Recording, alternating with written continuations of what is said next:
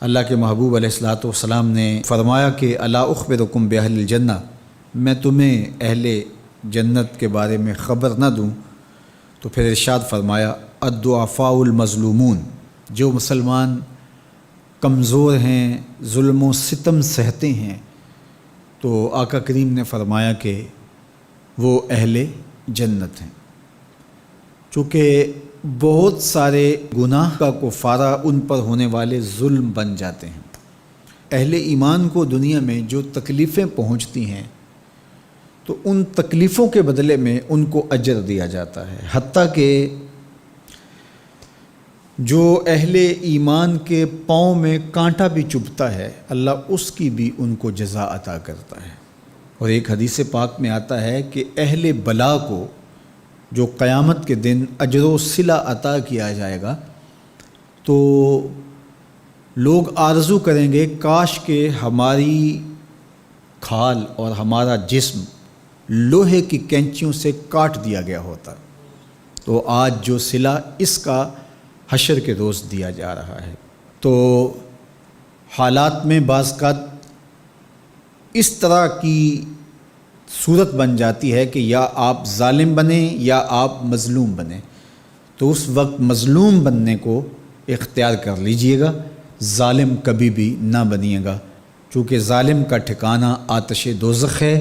اور مظلوم کی جگہ اللہ کی جنت ہے۔ پھر فرمایا الا اخبرکم بخیارکم، میں تمہیں خبر نہ دوں جو تم میں سب سے زیادہ بہتر ہیں؟ تو پھر جھولیاں پھیل گئیں، تو فرمایا تم میں سے سب سے اچھے وہ ہیں کہ جو اچھے اخلاق کے حامل ہیں، جن کا خلق اچھا ہے،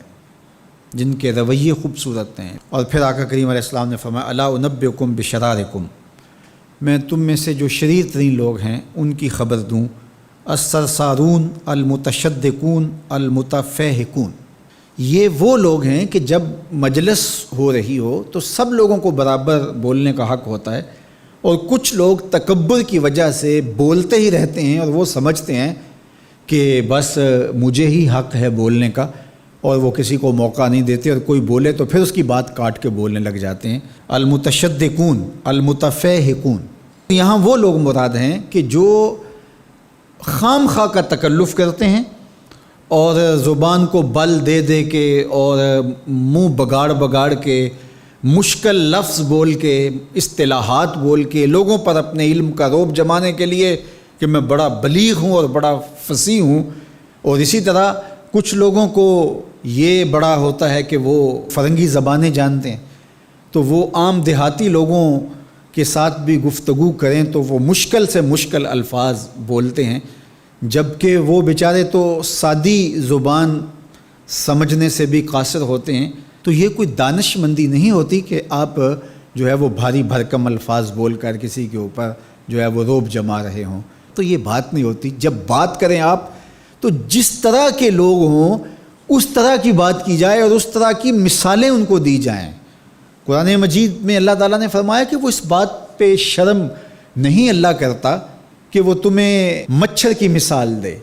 مچھر کی مثال دے کر کہ اگر تمہاری بات سمجھ میں آتی ہے،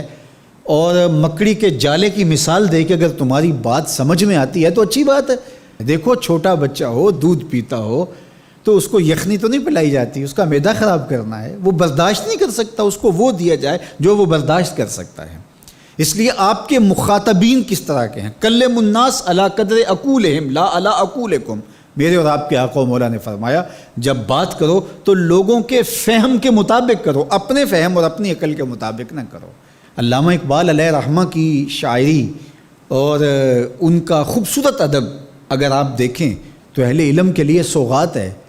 لیکن جب چھوٹے بچوں سے مخاطب ہوتے ہیں تو پہاڑ اور گلہری کے نام سے نظم لکھتے ہیں، جگنو کے نام سے نظم لکھتے ہیں، اور بکری کے نام سے نظم لکھتے ہیں، تو یہ ان کے مزاج کے مطابق بات ہوتی ہے۔ تو یہ حسن ہوتا ہے، اصل فصاحت ہے ہی یہ ہے کہ کس سے کس طرح بات کرنی ہے۔ تو میرے اور آپ کے آقا و مولا نے فرمایا کہ یہ شریر لوگ ہوتے ہیں۔ تو اللہ تعالی ہم سب کو اس کی توفیق عطا فرمائے کہ ہم نہ تو اہل دوزخ سے ہوں اور نہ شریروں میں ہمارا شمار ہو۔